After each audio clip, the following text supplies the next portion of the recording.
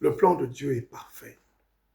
Notre Dieu sait parfaitement comment est-ce qu'il mène sa barque. Notre Dieu sait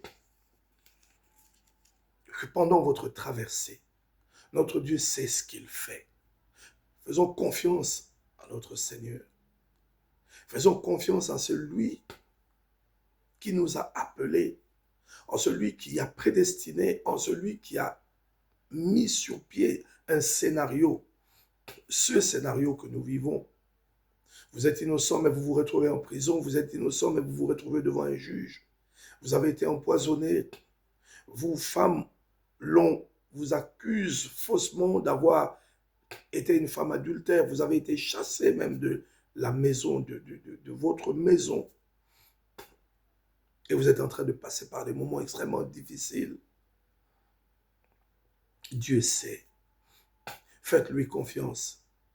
Joseph aurait pu mourir, mais le Seigneur était avec lui. Il avait la faveur de notre Dieu. Il entre en prison. Le Seigneur continue d'être avec lui. Vous voyez, il y a des choses,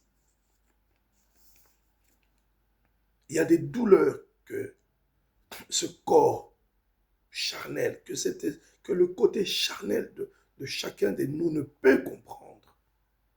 Oh oui, Joseph peut-être n'avait pas compris cette haine, cette jalousie. Ses frères n'étaient plus aimables envers lui. Mais n'est-ce pas le Seigneur lui-même? Oui, on nous parle de discrétion. Je suis pour la discrétion. Mais notre Dieu, quelquefois, lui-même, nous emmène à parler de nos songes, à parler de notre vision, à parler de nos ambitions, à parler de notre vision, de nos idées, de nos projets, ou des faveurs de notre vie. Et cela suscite de la haine vis-à-vis, dans le cœur des nôtres, quelquefois.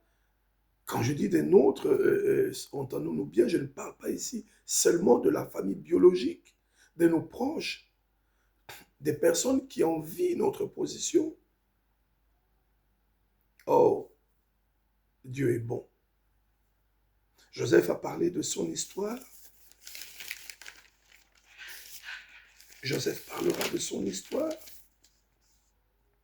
Joseph, au début, je vous ai lu, il parle de son songe. Mais c'est Dieu qui lui donne ce songe. Et Joseph, c'est ce même Dieu qui lui dit, parle de ton songe. Et ce songe emmène ses frères à le haïr, à le détester et à vouloir le tuer. Mais le Seigneur est avec lui. Il suscite parmi les frères Ruben qui dit, non, je vais sauver le fils de mon père. Il dit, ne porte pas atteinte à sa vie. Ne repens pas le sang de l'innocent. Jette-le dans cette citerne. Mais ne porte pas la main sur lui. Ça, c'est Dieu qui rentre dans. Oh, tu auras ton Ruben aussi, mon frère. Tu auras ton Ruben, ma soeur. Celui qui sera là pendant qu'on va décider de ton sort, pendant qu'on décidera de mettre fin à ta vie, de mettre fin à ton mariage, de mettre fin à ta carrière, de mettre fin à un avantage quelconque dont tu jouis.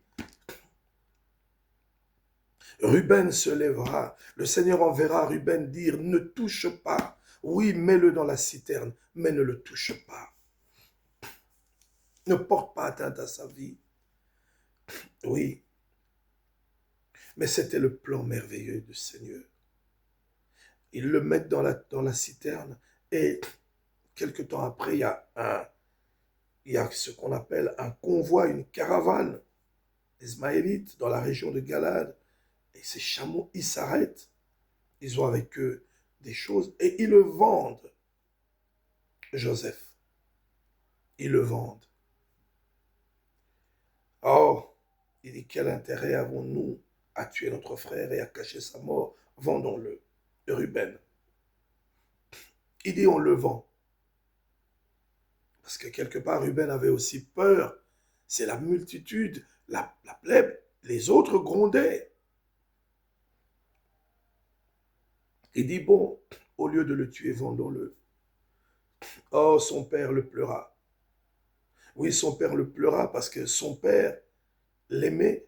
Son père avait aussi ce qu'on appelle, il y a le point de vue des hommes. C'est vrai, quelquefois, il nous arrive quelque chose de triste, il nous arrive quelque chose de douloureux, il nous arrive, et il y a des gens qui pleurent pour nous.